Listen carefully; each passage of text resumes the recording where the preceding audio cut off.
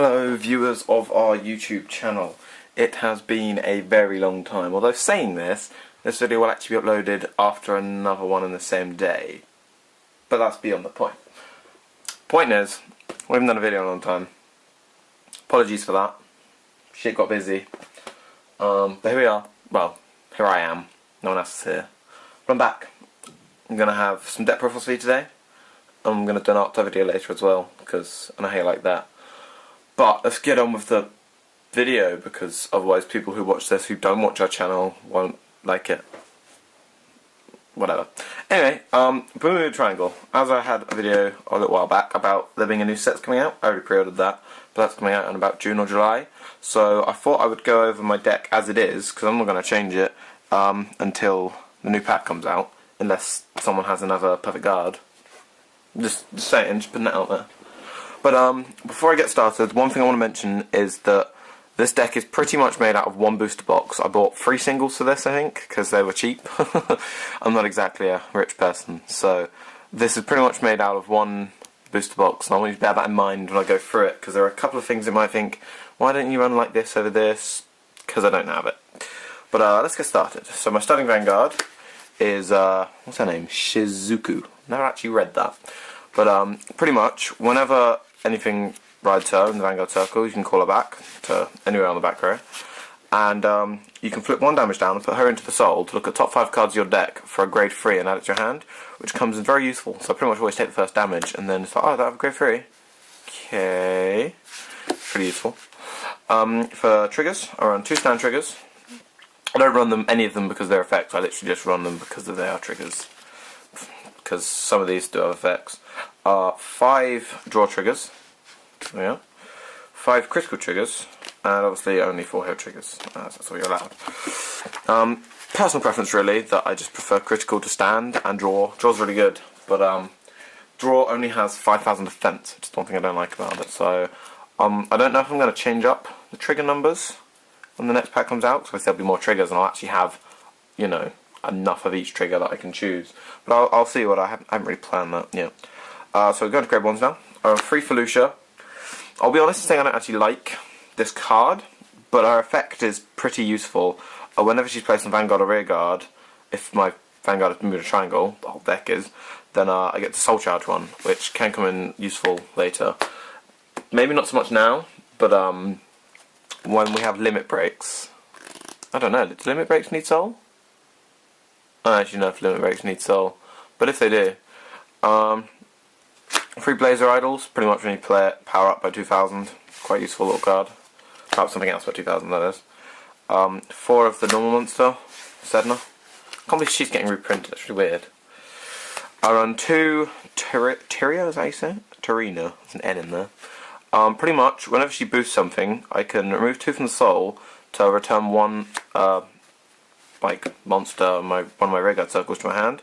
Pretty much only my grade 3 that I have for that. I know there is Girls Rock Rio, but I don't own that card, otherwise it would be in here. But so I have my grade 3 out and she boosts an attack that goes through. I can just return that if I don't get the grade 3 off of the search. I'll discuss that later. 1 perfect guard, because I only own 1. For grade 2s, I run Triple Claire. She's pretty much the same as Blazer Idols. Just gives the 2,000 boost when she's placed in the rear circle. Around 4 Azumi, because she's the 10,000 intercept. Although I do almost always forget this effect, it is incredibly useful. Around 2 Flute. Flute's pretty much like 11 beater. During your turn, if the number of Bermuda Triangle Rearguards is 4 or more, she gets an extra 3,000. That's in Vanguard or Rearguard. So, and 2 of the normal beater, Aqua. For grade 3s, I run Triple Reindeer. She is my boss monster, to be perfectly honest. Whenever she reveals a grade 3 Vanguard in her, grade 3 unit in her drive check, which obviously is twin drive, I get to return 1 Rearguard I control to my hand and then call another one. And this works perfectly with my 3 Karines that I run. This one, when she is returned from the field to the hand, I get to Soul Charge 1 and draw 1.